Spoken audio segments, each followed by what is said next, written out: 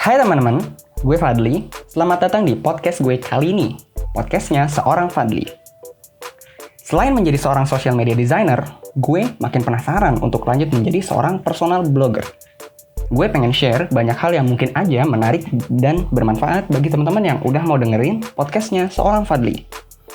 Nah, biar nggak kelamaan openingnya, langsung aja kita masuk ke materi podcast kita kali ini. So, duduk yang manis, pasang headset, and ready for listening.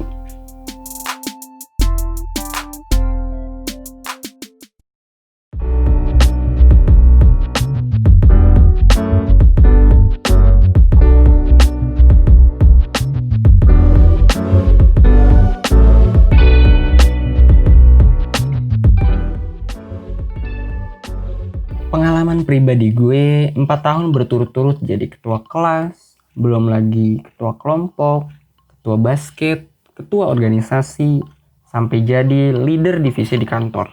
Banyak banget pengalaman yang bisa gue ambil. Keras lembutnya tantangan yang tiap kali datang itu jadi sarana gue untuk berpikir apa yang harus gue lakuin untuk menghadapi semua tantangan itu. Dari sekian banyaknya tantangan yang gue hadapi, tentu gue harus siap menerima banyak risiko yang menanti, sekaligus berpikir bagaimana caranya melewati tantangan-tantangan itu. Tentu butuh keputusan yang terbaik dalam menyelesaikan semua masalah dan mencari apa solusi yang terbaik juga. Tapi sebelumnya, apa kalian tahu apa artinya pemimpin?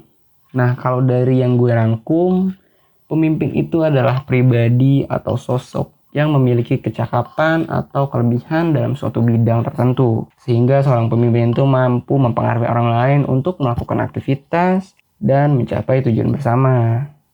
Dengan menjadi seorang pemimpin, tentunya kita adalah seseorang yang dipercaya untuk memimpin sebuah lembaga atau divisi atau anything else gitu. Nah, dengan rasa kepercayaan itu tentunya disertai juga dengan tanggung jawab yang besar dalam memimpin. Kalau pemimpin adalah orangnya, ya berarti kepemimpinan itu adalah keahliannya atau kemampuan seorang pemimpin dalam memimpin anggotanya dalam suatu lembaga atau kelompok untuk mencapai tujuan bersama.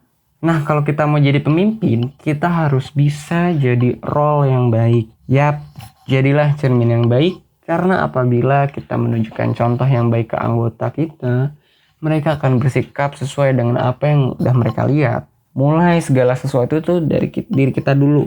Pimpin diri kita sebelum kita memimpin orang lain. Jadi pemimpin juga ya harus jadi pemimpin, bukan bos. Sebagian dari kita mungkin menilai bahwa kata bos itu lebih mengarah kepada perilaku seorang pemimpin yang hanya memberikan perintah-perintah aja. Sedangkan seorang pemimpin itu nggak cuma sekedar ngasih perintah, tapi ia juga punya kerendahan hati. Ia siap dan terbuka untuk berdiskusi serta mau menerima kritik dan saran, baik itu untuk kepentingan dia pribadi ataupun kepentingan bersama.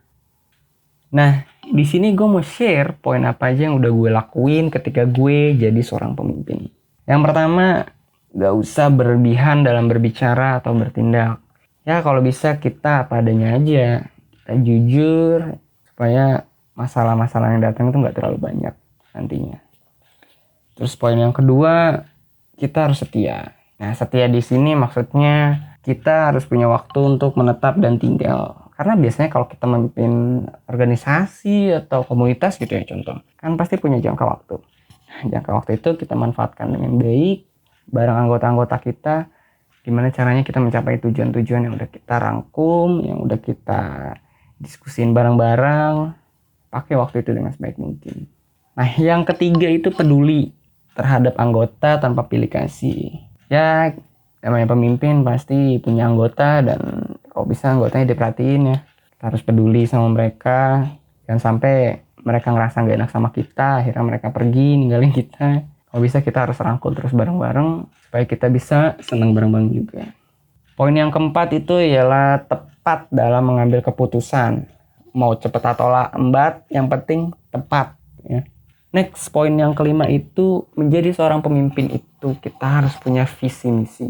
Nah, karena visi misi itu adalah cermin atau acuan buat kita sendiri sebagai seorang pemimpin.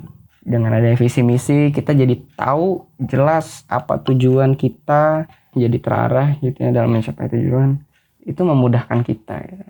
Ketimbang kita nggak punya visi misi sama sekali setelah kita jadi pemimpin. Nah, mungkin ini poin yang terakhir, nomor 6. Jadi orang yang menyenangkan dalam kondisi apapun ketika kita ada sama anggota-anggota kita. Siapa sih yang nggak senang kalau pemimpinnya menyenangkan? Ya nggak? Poin nomor 6 ini menurut gue gak kalah penting dari 5 poin di atas yang udah gue sebutin tadi. So, kesimpulannya 6 poin tadi itu adalah apa yang udah gue terapin selama gue menjadi ketua atau pemimpin. Gue harap ini bisa jadi referensi yang bisa teman-teman perhatiin kalau mau jadi ketua sebuah organisasi, komunitas, atau apapun itu. Karena disitulah bagaimana teman-teman bisa menjalankan tugas istimewa, tapi itu juga sebanding dengan tanggung jawab dan resiko di kemudian hari pastinya. Oke teman-teman, thank you banget yang udah mau dengerin podcastnya Seorang Fadli. Jangan bosan-bosannya, mungkin podcast kali ini agak singkat dan semoga bermanfaat buat teman-teman yang udah dengerin. Tunggu podcast gue selanjutnya dan bye-bye.